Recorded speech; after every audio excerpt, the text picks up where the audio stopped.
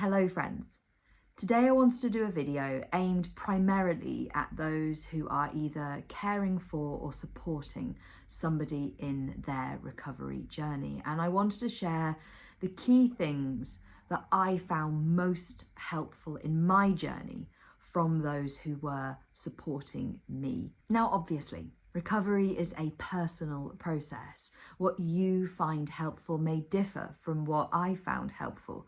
And I would first and foremost encourage you to have a really open and honest, recovery-centered conversation with those people who are closest to you, who are going to be part of your recovery buddy network.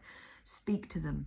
Let them know what you find helpful and let them know what you don't find helpful. People who are wanting to support you in your journey are going to be best able to do so when they are equipped with the things that personally help you the most. That said, there is no doubt that there is a huge overlap in the shared experience of the recovery process. And so what I thought might be helpful is if I share some of the key things that I found really helpful. So without further ado, let's dive in. Firstly, something that I needed time and time again from those supporting me in my recovery journey was brutal honesty. I needed it. I didn't always want it, but I needed it. And the reality is, I valued it. Deep down at the time and on reflection, absolutely. I valued and needed those around me to be brutally honest with me, to offer me the reality, to support me in shining a light on where the eating disorder might be showing up, to be brutally honest with me when people sniffed and suspected EDBS. I needed that brutal honesty. And as I said, I didn't always want it. But the truth is, that was something that was absolutely crucial. And I look back now and I am incredibly grateful to my mum, my sister, my dad, my friends, Andrew, to the people who stood beside me and who persisted in offering me that honesty and the reality, despite the backlash and the anger and the storm of emotions that it sometimes led to the eruption of. I'm so grateful to those people for standing firm in that honesty, for standing firm in the reality, and for being that beacon of hope and support along the way by doing so. This directly leads into number 2, and that is standing their ground. There is no doubt when I reflect on my recovery journey that one of the most helpful things that those who were supporting me did was to stand their ground when my eating disorder was out and about. Standing their ground against the eating disorder BS, holding me accountable to the things that they knew I needed to actually be doing. And I think when it comes to being a recovery buddy, being able to predict that the you who is doing the job that you need to be doing and that the person who you are supporting almost certainly wants you to be doing is likely going to come face to face with an angry eating disorder. But it's so important to remember that the you who is being your loved one's best friend and best recovery buddy is also the eating disorder's worst enemy. And that in the short term, that is going likely to lead to some friction and some unpleasantness. But I encourage you to stand your ground, to hold tight to the fact that that is not your loved one and that the way out of this place is by going through it. And by standing your ground and holding your loved one accountable, you are doing the best thing that you can possibly be doing for them in the long run. And my experience was that even if when I was in that place, there were many times where I absolutely did not want the brutal honesty. I did not want the standing ground. I can look now from a place of being recovered with nothing but gratitude and love for the people who did that for me in my journey. The next one I want to talk about is something that also rolls on quite nicely from what we've just been discussing. And that is, I found it invaluable for those supporting me to recognize that I, Emily, was not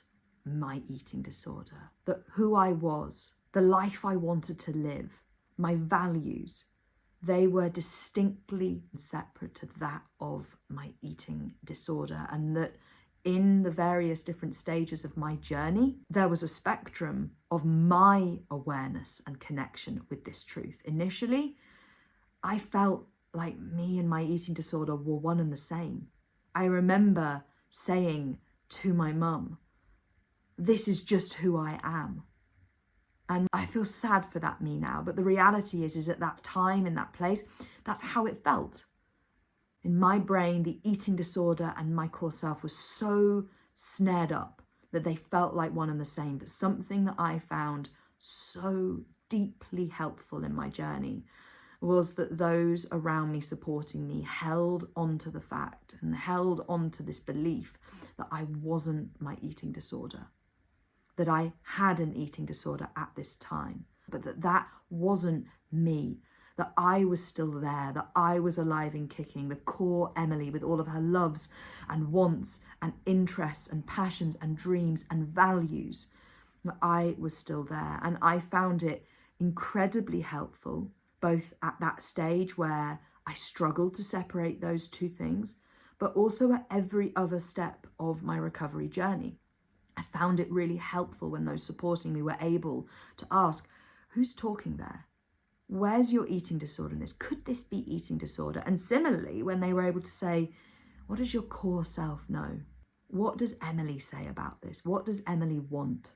And I really do feel that this ability to hold awareness and belief and trust in the fact that I was not my eating disorder, that me, Emily, and eating disorder were separate, was incredibly helpful in my journey. Number 4, something I found super helpful was very practical support in my recovery journey. Sitting in the storm with me, supporting me in going and doing challenges, in making them happen, buying food so that there was an abundance, or supporting me in the food shopping that enabled there to be an abundance of recovery aligned food in the house. These very practical things, as I say, were game changers in my recovery journey. And I would strongly encourage you to go and have that conversation with the person that you are supporting about what practical support may be beneficial to them.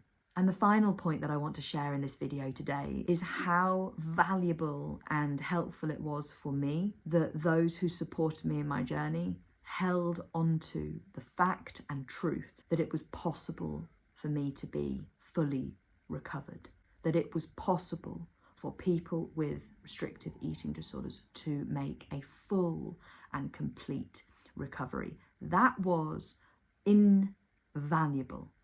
There were so many times in my recovery journey where I experienced doubt around that truth, where I felt disconnected from it, where I experienced through direct contact with treatment teams, querying and questioning it, doubt, uncertainty, where I had my own stumbles and slip-ups and started to doubt whether it was really possible for me, that maybe it was for other people, but not for me. It was so powerfully valuable to me that those around me held tight to the truth and fact that it is possible to be fully recovered. And I have no doubt that even though the people that were supporting me held on to the truth that it is possible to make a full recovery, at times there was probably doubt. But when I reflect, the fact that actually whenever I came to them with that doubt and uncertainty, the unequivocal message that I received was, you can do it and it is possible.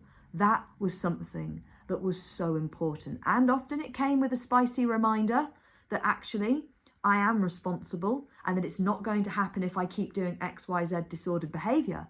But the truth is, whenever I experienced that doubt, I was met with a resounding message of, you can do it. It is possible. You don't have to settle for this place. You can be fully free. You do not have to live with this forever. I was met with that reminder, and that was absolutely invaluable in my recovery journey. So I hope that this video has been helpful today. If you are somebody who is navigating your own recovery journey, please do go and take any of the points made today and talk to those who are supporting you. Voice, share, be bold in advocating for what you need, for what works for you.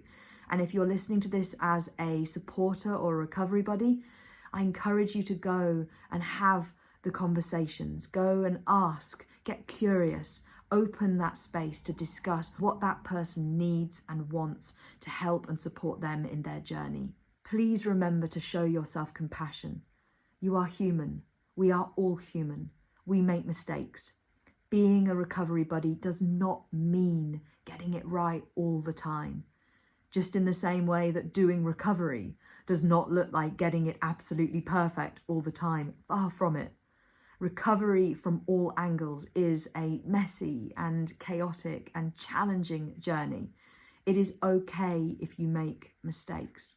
What I encourage you to do is have the conversations, pick yourself up, dust yourself off, be kind and compassionate to yourself, make space for the humanness that is mistakes, and then shift your focus back in the direction that you and your loved one want to go and focus on how together you can move forward. Remember, when it comes to supporting someone in their recovery journey, you can only meet them in the middle. You cannot jump over the middle line as much as you may want to, and that is totally understandable. But you can't. You can only go to that middle line, and then it is about the responsibility for the person who is doing the journey to meet you there, to meet you in that middle place where you can work together to push forwards towards that place that the person who is struggling wants to get to move forwards towards that person's recovery destination. And on that note, I will wrap things up. Thank you again to each and every one of you who supports me on this channel. It really does mean the world to me, and I'm really honoured to be able to come on here and share my journey with a view to help other people. So wherever you are, whatever you are doing, have a wonderful day, and I look forward to seeing you in the next one.